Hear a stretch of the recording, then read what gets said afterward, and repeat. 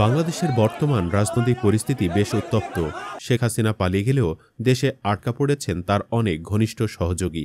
একসময় দাপুটে এমপি মন্ত্রীরা যাদের নির্দেশেই দেশের গোটা প্রশাসন চলত, আজ তারাই দিন কাটাচ্ছেন কারাগারের নির্জন কক্ষে, ইবাদত বন্দিগিতে। আর এসব ভিআইপি বন্দীদের নিয়ে চরম বিপাকে পড়েছে কারা কর্তৃপক্ষ। কেউ কেউ অতিরিক্ত সুবিধা দাবি করছেন, বিশেষ খাবার, খবরের কাগজ, টেলিভিশন দেখতে যাওয়া কিংবা অতিরিক্ত সেবা শুশ্রূষা, এবং অনেকেই কারাবিধি উপেক্ষা করে নিজেদের মতো চলতে চাইছেন। আদালতে নেওয়ার সময় পুলিশ সদস্যদের সঙ্গে অসৌজন্যমূলক আচরণ করছেন কেউ কেউ। এমনকি জেলের অভ্যন্তরেও কিছু বন্দীর উগ্র আচরণ ও বাড়তি চাহিদা সামাল দিতে হিমশিম খেতে হচ্ছে জেল কর্তৃপক্ষকে। তাছাড়া এমপি মন্ত্রীদের একই সেলে থাকা নিয়ে নিজেদের মধ্যে ঝগড়া তো আছেই। তো বন্ধুরা, আজকের এই ভিডিওটিতে আপনাদের জানাবো 5ই আগস্টের পর আটক হওয়া আওয়ামী লীগের দাপুটে এমপি মন্ত্রীরা কারাগারে কিভাবে দিন কাটাচ্ছেন, এবং আরও জানাবো একই কক্ষে থাকা নিয়ে কার সাথে কার ঝগড়া সে সম্পর্কেও। তো চলুন বন্ধুরা, আর কথা না বাড়িয়ে ভিডিওটি শুরু করি। তবে ভিডিওটি শুরু করার পূর্বে অনুরোধ রইল, ভিডিওটিতে একটি লাইক দিয়ে শুরু থেকে শেষ পর্যন্ত দেখার। কারাসূত্রে জানা গেছে, কারাগারে প্রথম দিকে গোলাপ সেলের একটি কক্ষে রাখা হয় শেখ হাসিনার সাবেক বেসামরিক ও শিল্প বাণিজ্য উপদেষ্টা সালমান এফ রহমান, সাবেক বাণিজ্যমন্ত্রী ওমর ফারুক খান এবং সাবেক খাদ্যমন্ত্রী ড আব্দুর রাজ্জাককে। তবে একই সেলে থাকা নিয়ে সমস্যার সূত্রপাত ঘটে খুব দ্রুতই।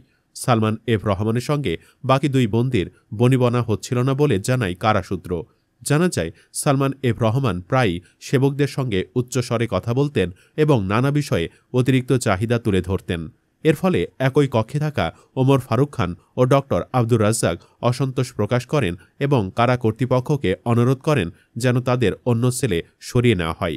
25 ফেব্রুয়ারি সালমান এফ রহমান একটি মোবাইল ফোনে কথা বলার সময় কারারক্ষীদের নজরে আসেন। এই ঘটনাকে কেন্দ্র করে জেলখানায় আলোড়ন সৃষ্টি হয়। পরিস্থিতি বিবেচনা করে শেষ পর্যন্ত কারা কর্তৃপক্ষ সালমান এফ রহমানকে অন্য সেলে স্থানান্তর করে। অন্যদিকে কারাবিধি অনুযায়ী সেলের ভেতর টেলিভিশনের অনুমতি না থাকলেও সালমান এফ রহমান জেল কর্তৃপক্ষের কাছে একটি টেলিভিশনের আবেদন করেছিলেন। তবে কর্তৃপক্ষ সেই আবেদন নাকচ করে দেয়। সূত্র জানায়, ভিআইপি বন্দী সাবেক নৌ পরিবহন মন্ত্রী শাহজাহান খানকে নিয়ে বিড়ম্বনায় আছেন কারা কর্তৃপক্ষ। তিনি কারাগার থেকে গাড়িতে ওঠার সময় হ্যান্ডকাপ পরতে অস্বীকৃতি জানান এবং পুলিশকে অকথ্য ভাষায় নানা রকম গালিগালাজও করেন। কখনো কখনো কটূক্তি করে তিনি রাজাকারের বাচ্চা বলেও গালি দেন বলে অভিযোগ রয়েছে। জুলাই আগস্ট হত্যাকাণ্ডের অন্যতম মাস্টারমাইন্ড ও রাজসাক্ষী হতে আগ্রহী সাবেক আইজিপি আবদুল্লাহ আল মামুন এবং ঢাকা দক্ষিণ সিটি কর্পোরেশনের সাবেক মেয়র আতিকুল ইসলাম দুজনেই এখন গোলাপ সেলের পাশে একটি কক্ষে কারাবন্দী অবস্থায় আছেন। কারাসূত্রে জানা গেছে, আবদুল্লাহ আল মামুন কারাগারে বেশ নীরবভাবে সময় পার করছেন। তার স্ত্রী তাকে বেশ কিছু বই সরবরাহ করেছেন এবং তিনি সেসব বই পড়েই অধিকাংশ সময় কাটাচ্ছেন। কারাগারে মানসিকভাবে ভেঙে পড়েছেন সাবেক কৃষিমন্ত্রী আব্দুর রাজ্জাক। প্রায় তাকে বিষণ্ণ ও চুপচাপ দেখা যায়। কখনো কখনো তিনি সেলের ভেতর একা একা বসে কাঁদেন। এছাড়া সাবেক শিক্ষামন্ত্রী ড দীপু মনিকে কথা বলতে দেখা না গেলেও কারাগারের এজলাসে দাঁড়িয়ে তসবিহ জপতে দেখা গেছে তাকে। নাম প্রকাশে অনিচ্ছুক এক কারারক্ষী জানান, সাবেক আইনমন্ত্রী আনিসুল হক তাকে বলেছেন বেশিদিন তিনি কারাগারে থাকবেন না। ড ইউনূস সরকার আর বেশিদিন ক্ষমতায় থাকবেন না। কারাবন্দী সাবেক সংসদ সদস্য ও আইনজীবী ব্যারিস্টার সুমন কারাগারে নিয়মিত নামাজ পড়ছেন। সাবেক এই এমপি কারাগারে ডিভিশনও পেয়েছেন। একই সেলে তার সঙ্গী হিসেবে রয়েছেন সাবেক খাদ্যমন্ত্রী সাধন চন্দ্র মজুমদার ও প্রধানমন্ত্রী সাবেক মুখ্য সচিব নজিবুর রহমান। আর এদের দুজনের সঙ্গে একই রুম শেয়ার করতে হয় ব্যারিস্টার সুমনকে। অন্যদিকে আদালতে নেওয়ার সময় ক্যামেরার সামনে হাসতে দেখা গেলেও কারাগারে কথায় কথায় রাজাকারের বাচ্চা বলে গালি দেন হাসানুল হক ইনু। এছাড়াও ডিএমপির বরখাস্ত হওয়া সাবেক ডিসি মশিউর রহমান সাধারণ হাজতীদের সঙ্গে রয়েছেন। তিনি কারাগারে বোর্ড হাজতি কয়েদিদের ইংরেজি ক্লাস নিয়ে থাকেন।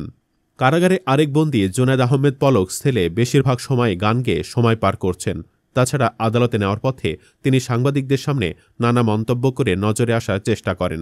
তার ছেলে আছেন সাবেক মুক্তিযোদ্ধা বিষয়ক প্রতিমন্ত্রী এবি তাজুল ইসলাম। ভিআইপি এসব বন্দীরা কারাগারে যাওয়ার পর প্রথমে কিছুটা খোশ মেজাজে থাকলেও দিন দিন তাদের বিষণ্ণতা যেন বেড়েই চলছে। সর্বশেষ পলককে আদালতে তোলার প্রিজন ভ্যানে কাঁদতে দেখা গিয়েছে। তো বন্ধুরা, ডিভিশনপ্রাপ্ত বন্দীদের নিয়ম অনুযায়ী যে সেবা দেওয়ার নিয়ম রয়েছে, ভিআইপি বন্দীদেরও সেসব সেবা দেওয়া হচ্ছে। ডিভিশন পাওয়া আসামিরা থাকেন আলাদা একটি রুমে, যেখানে থাকে একটি বিছানা, কাঁথা, বালিশ, টেবিল চেয়ার ও ফ্যান, মেলে ব্যক্তিগত টয়লেটের সুবিধাও। তাছাড়া প্রতিদিন 2টি পত্রিকা দেয়া হয় তাদের। খাবারের তালিকায় সকালে থাকে রুটি, সবজি ও ডিম, দুপুরে ভাত, মাছ অথবা মাংস ও ডাল, রাতে ভাত, মাছ ও সবজি। মাসে একবার দেখা করতে পারেন পরিবারের সঙ্গে। সপ্তাহে একদিন 10 টাকার বিনিময়ে মোবাইল ফোনে কথা বলতে পারেন 10 মিনিট। এছাড়া তাদের দেখভাল করেন একজন কারাকর্মী। অন্য বন্দীদের থেকে ভিআইপিদের মেডিকেল সুবিধাও আলাদা রয়েছে। তো বন্ধুরা, এসব ভিআইপি কয়েদিদের জেলখানায়ও যেন আরাম আয়েশের কমতি নেই। তবে আমার মতে সাজাতো সাজ্জার মতোই হওয়া দরকার। আপনারা কি মনে করেন কমেন্টে লিখে জানান। ভিডিওটি ভালো লাগলে শেয়ার করুন এবং চ্যানেলটিতে নতুন হয়ে থাকলে সাবস্ক্রাইব করে বেল আইকনটি বাজিয়ে রাখুন। ধন্যবাদ।